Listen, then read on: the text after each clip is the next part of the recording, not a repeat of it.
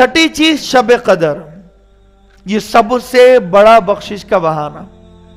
इन्ना अंज़लनाहु फी लैलतिल क़द्र, अल्लाह ने शब कद्र में कुरान को उतारा लोहे महफूज से पहले आसमान पर, और उसी रात पहले आसमान से जमीन पर पहली वही नाजिल हुई है शब कदर में। तो बड़ा मुबारक मौका। देखो शब कदर में इबादत किस तरह करना है। हालांकि ये रात मुतय्यन थी, अल्लाह के नबी जा रहे थे, जब आपने देखा कि दो सहाबा इकराम सामने से किसी मुकद्दमे को लेकर आ रहे हैं, हालांकि दोनों में कुछ बहस हो गई थी, टकरार हो गई थी, उसे हम बहस व मुबाहिसा कहेंगे, झगड़ा नहीं कहेंगे।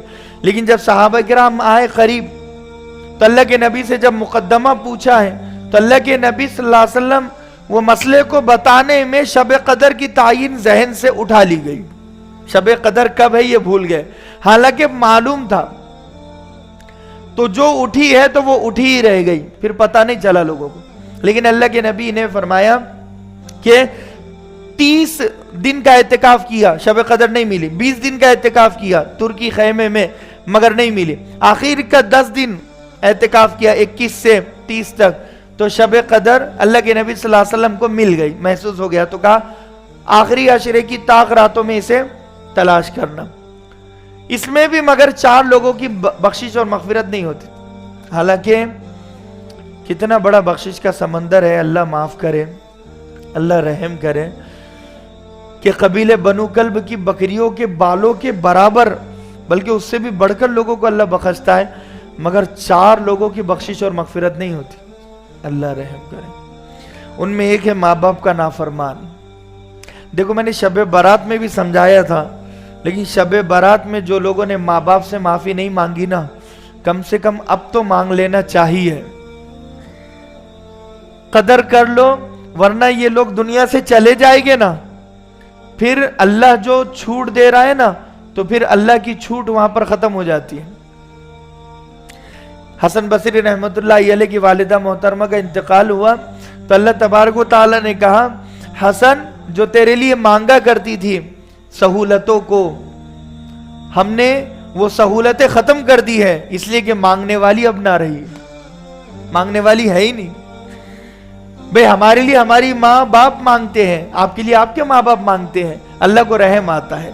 माँ के हाथों को खाली हाथ अल्लाह लौटाना चाहता नहीं है, देखा नहीं जाता। एक औरत जब रोते हुए आंसुओं के साथ गिड़गिड़ाती हुई, उसके दिल की धड़कन तेज है, वो अपने बच्चे के लिए दुनिया व आखिरत की आफियत मांग रही है, अल्लाह उसके हाथ को रायगा जाने नहीं देता, उसकी झोली भर देता है।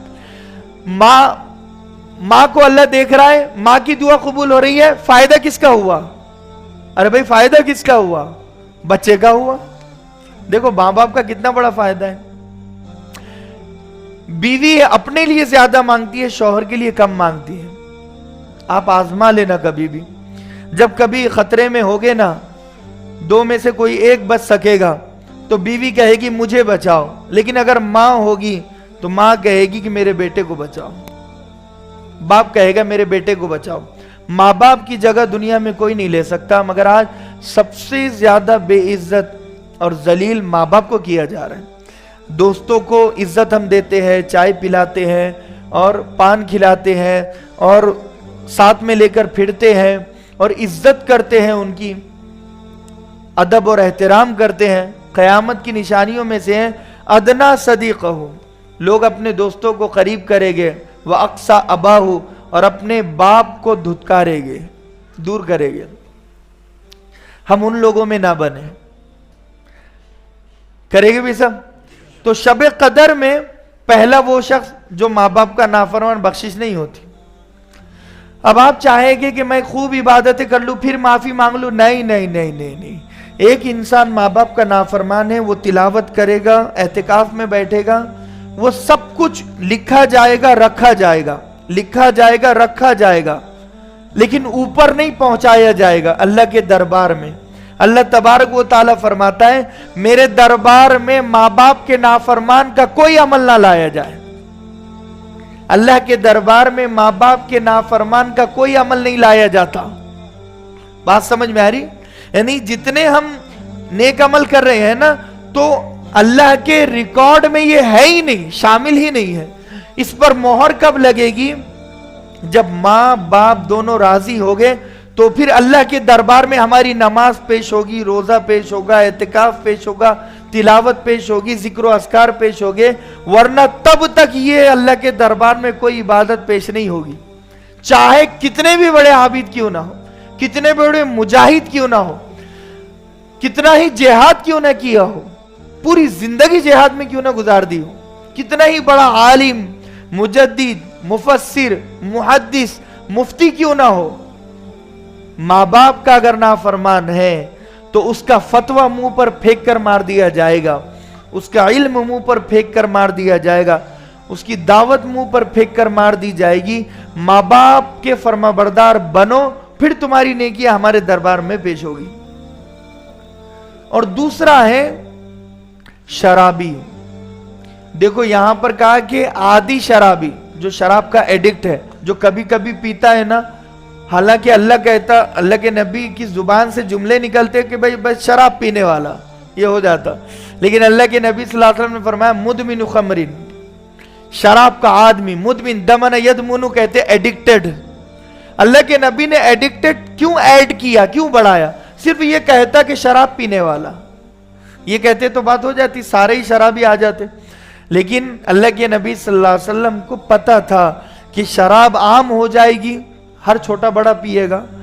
مگر وہ آدمی جو شراب کبھی کبھی پیتا ہے تو اس کی تو اللہ بخشش اور مغفرت کر دے گا. لیکن جو شراب کا عادی ہے، ڈیلی روٹنگ ہے، ڈیلی پیتا ہے، ایڈکٹڈ ہے، اس کی بخشش اور مغفرت نہیں ہوگی.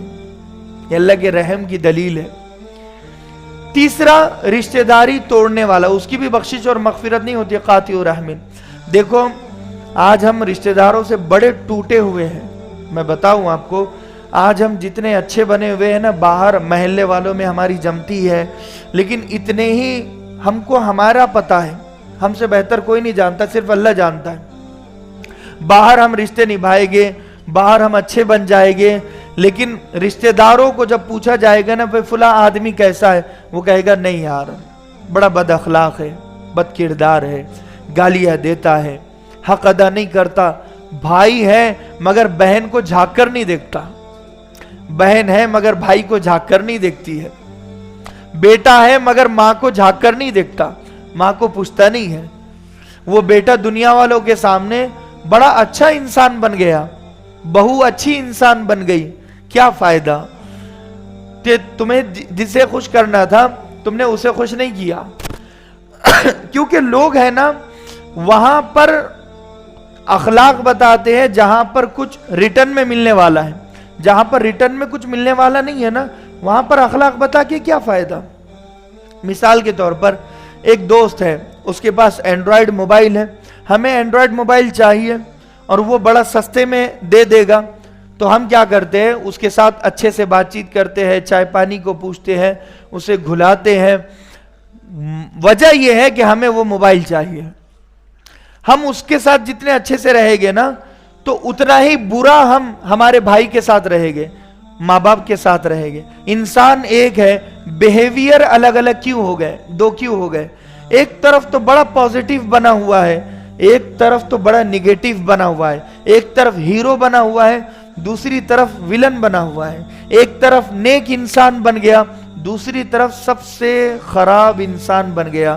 اب ہم سوچے کہ نیک انسان، اچھا انسان ہم کس کے لیے بنے اور کس کے لیے ہم خراب انسان بنے؟ اللہ نے کہا تھا کہ رشتہ داروں کے لیے اچھے بن جاؤ، بیوی کے لیے اچھے بن جاؤ، شوہر کے لیے اچھے بن جاؤ، ماں باپ کے لیے اچھے بن جاؤ. ہم ان تمام کے لیے برے بن گئے. اور اللہ نے کہا تھا کہ دوستوں کے لیے برے بن جاؤ، کہ تمہیں وہ جو دوستی ہے وہ دوستی دوزخ تک پہنچائے گی. یا لیتنی لم اتخذ فلانا خلیلا.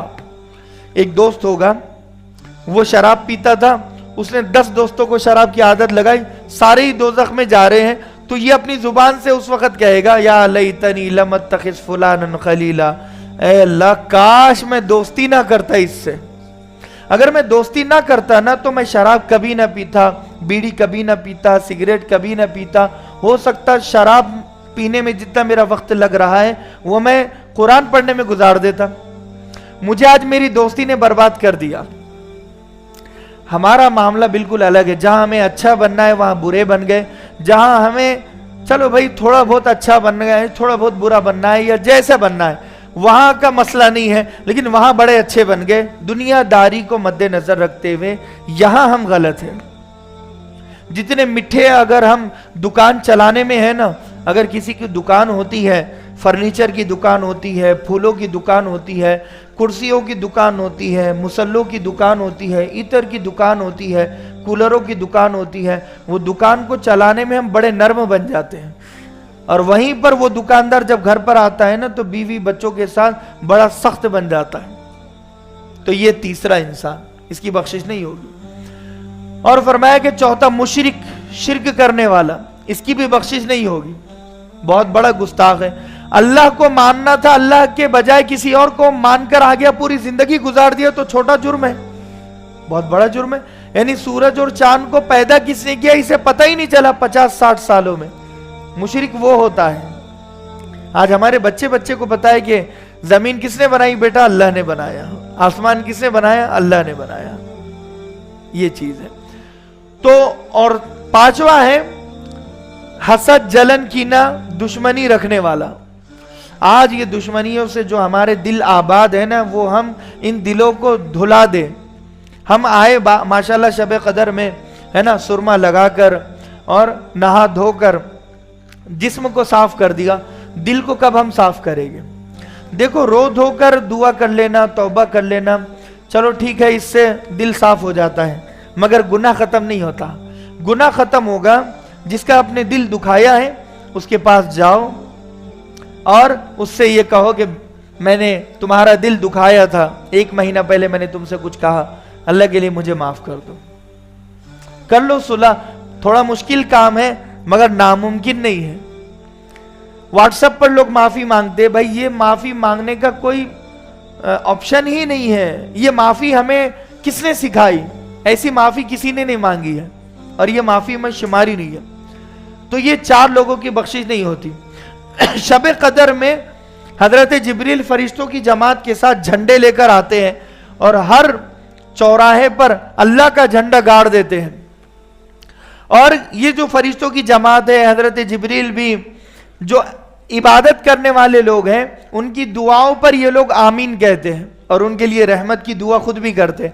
اللہ تبارک و تعالیٰ کہتا ہے کہ دعا اس نے کی, آمین فرشتوں نے کہا, اب 2 لوگوں کا عمل ہے, میں اس عمل کو ضائع نہیں کروں گا. مثال کے طور پر ایک انسان اور ایک فرشتہ ہماری دعا پر آمین کہہ رہا ہے, تو 2 مخلوق کی ایک جماعت ہو گئی. کیا ہو گئی؟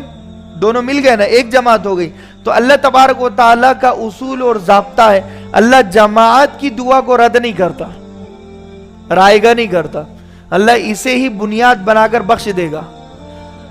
تو اگر ہم عبادت کر رہے ہیں اور اگر آج واقعتاً شب قدر ہے, ویسے تو طاق رات ہے, کوئی گارنٹی سے نہیں کہہ سکتا شب قدر ہے, لیکن ایک علامت یہ ہے کہ رات اور دن کے وقت میں ہوائیں چلے گی اور ٹھنڈا ٹھنڈا رہے گا. دن میں سورج بہت کم شعاؤں کے ساتھ نکلے گا, اس کی شعاؤں میں ہلکا پن ہوگا, دھوپ کڑاکے کی نہیں ہوگی, تپش کی نہیں ہوگی, چٹکے نہیں لگے گے. یہ شب قدر جانے کے بعد کا مسئلہ ہے نا, یعنی شب قدر آج ہے تو اب کل اگر ٹھنڈا ٹھنڈا رہے گا تو ہمیں پتہ چل جائے گا یار کل تو شب قدر تھی, پھر میں نے خالی بس ناکے پر گاڑی گھمایا, ٹائم پاس کر لیا, 1-2 گھنٹے ایسے ہی نکل گئے میرے, کاش میں تھوڑی بہت عبادت کر لیتا. اسی لیے ہیا حتی مطلع الفجر کا, یہ جو فرشتے دعا پر آمین کہتے تو کب تک؟ 1-2 گھنٹہ نہیں, یہ فرشتے فجر کی اذان سے پہلے تک آمین کہتے ہیں. مغرب کی اذان سے آتے ہیں تو کب تک؟ فجر کی اذان تک.